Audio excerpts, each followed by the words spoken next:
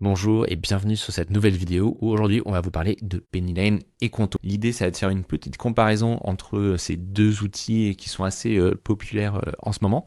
De mon côté j'utilise les deux. J'ai commencé par Conto quand j'ai créé l'entreprise et ensuite j'ai utilisé Pennylane notamment parce que mon expert comptable l'utilisait. On va revenir un peu en détail sur ce choix et ce que je compte faire après parce que potentiellement effectivement je vais passer sur un seul outil. Donc c'est parti pour la comparaison. Alors, j'essaie de faire un petit tableau récap pour comparer les deux outils. Bon, c'est toujours un exercice hyper difficile. Je suis allé piocher à la fois des infos sur les sites internet des éditeurs et sur mes comptes à moi parce que je suis utilisateur des deux outils. Donc il y a des pages chez les éditeurs de Pennylane versus Conto. Donc chacun va tirer un peu la couverture à lui. Donc là typiquement parfois on a des 300 intégrations côté Pennylane que 80 côté Conto, ce qui n'est pas vraiment vrai. Mais Conto va faire la même chose sur un certain nombre de fonctionnalités. Donc il ne faut pas vraiment se fier à ces pages-là.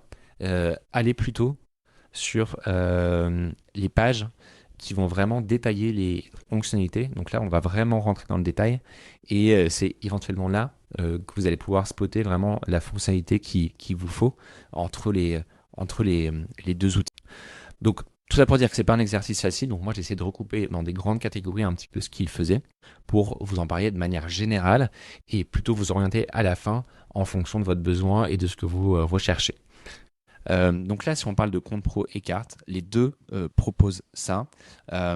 Moi, au départ, j'avais mon compte bancaire chez Conto, puisque j'ai créé ma société là-bas. Et Pinay ne proposait pas encore le compte pro et les cartes à ce moment-là. Donc du coup, j'ai deux outils. J'ai mon compte pro chez Conto et j'ai tout ce qui est comptabilité, trésorerie, devis, facture, etc. sur Pennylane. Et je me pose peut-être la question de passer mon compte. Tout ça pour dire que les deux le font. Il y a quelques fonctionnalités plus avancées sur Conto. C'est normal, c'est leur cœur de métier. Tout ce qui est facturation et vente, pareil, on peut faire des devis, éditer des factures. Il y a un certain nombre d'automatismes. Il y a peut-être des micro-détails, mais globalement, les deux le font. Ils ont aussi toute la partie achat et notes de frais. Donc, ils ont tous les deux une application mobile. Donc, typiquement, vous allez au restaurant, vous avez le reçu. Bah, vous pouvez, via l'application, scanner et directement tout ça est synchronisé. Bien sûr, les deux outils sont synchronisés entre eux. C'est-à-dire que moi, aujourd'hui, avec mon compte pro chez Conto, tout est automatiquement synchronisé dans Pennylane, donc j'ai rien besoin de faire. Donc on peut très bien aussi utiliser les deux. Ce qui va vraiment changer en fait, c'est la partie comptabilité. Donc en gros, Pennylane, c'est vraiment un outil de comptabilité complète, c'est-à-dire que votre expert comptable va faire votre bilan annuel dessus, ce qui n'est pas possible en fait sur Conto. Ils ont racheté une boîte qui s'appelle Regat, donc ils sont capables de faire de la pré-comptabilité, mais votre comptable va pas faire le bilan annuel. Donc c'est vraiment là le cœur de la différence. Donc on y reviendra en conclusion, mais c'est vraiment ici que l'information est intéressante. Ensuite, les deux permettent de faire des reporting, tableau de bord sur votre marge, etc. et éventuellement aussi sur la trésorerie. C'est un peu moins puissant pour l'instant sur Conto, mais bon, c'est assez équilibré au fur et à mesure, donc, euh, donc les deux sont équivalents à peu près. Ensuite, en termes d'intégration et API, bah, c'est les points forts de ces outils qui sont modernes par rapport à des outils traditionnels. Donc si on regarde Pennylane par rapport à un Cegid, typiquement, ou alors un Conto par rapport à un BNT ou un Crédit Agricole, ils vont avoir des choses beaucoup plus modernes, ouvertes, qui permettent d'automatiser un certain nombre de choses. Donc les deux sont bien à ce niveau-là. Ensuite, au niveau du support client, ils ont tous les deux des très bons supports clients. Petit avantage sur Conto, où là, ils font du 24 sur 24, 7 jours sur 7.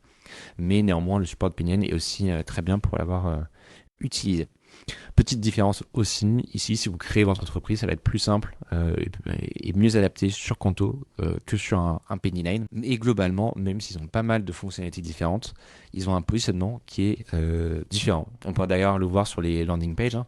Ici, Pennylane, c'est l'outil qui réunit vos finances, votre comptabilité pro, votre comptabilité et votre compte pro.